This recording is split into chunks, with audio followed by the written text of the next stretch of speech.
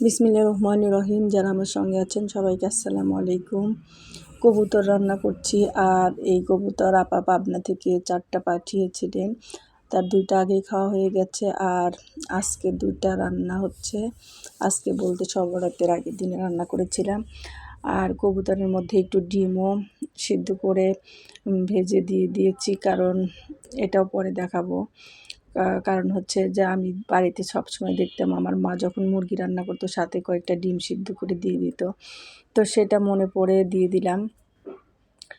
আর সব বরাতের দিনে প্রতিদিনই তো সকালে রুটি হয়, তো সব বরাতের দিনে একটু চাউলের গুঁড়া আছে, রুটি বানিয়ে দিলে মেয়েরা একটু খেতে পারবে, সেই জন্য।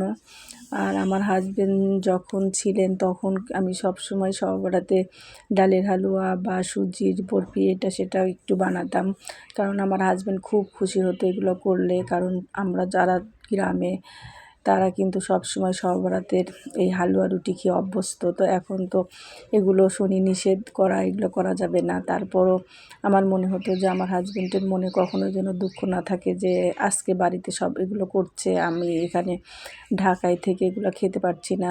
যদিও অল্প স্বল্প খাবে, তারপরও মনে যেন এতটুকু কষ্ট না থাকে, সে কারণে আমি সবসময় এগুলো করার চেষ্টা করতাম। তো এখন যেহেতু স্বামী এই 2 বছরে সব বরাতে নেই, তো ওগুলো করারও আমার কোনো দরকার নেই। ওগুলো আসলে মনের শখে করা। তো এই যে মোটার চালের বাড়ির ভাত আর কবুতর দিয়ে খাওয়া শেষ বাচ্চাদের। আর এই যে মেয়েদের জামা তৈরি করছিলাম, আজ স্কুলে বসে বসে বাকি এইটুকু সেলাই করেছি। এগুলো সেলাই করতে খুব বেশি একটা সময় লাগে না, তারপরও আসলে বসাই হয় না আলসিতে। তো একটু সময় বসেছিলাম, তাতেই অনেকটা সেলাই করা হয়ে গেছে।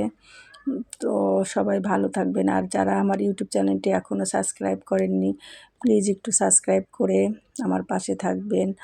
আর সবাই ভালো থাকবেন, আর পরবর্তীতে যেন ভালো ভালো ভিডিও আনতে পারি সেই আশায় আজকের মতো আল্লাহ হাফেজ, আসসালামু আলাইকুম।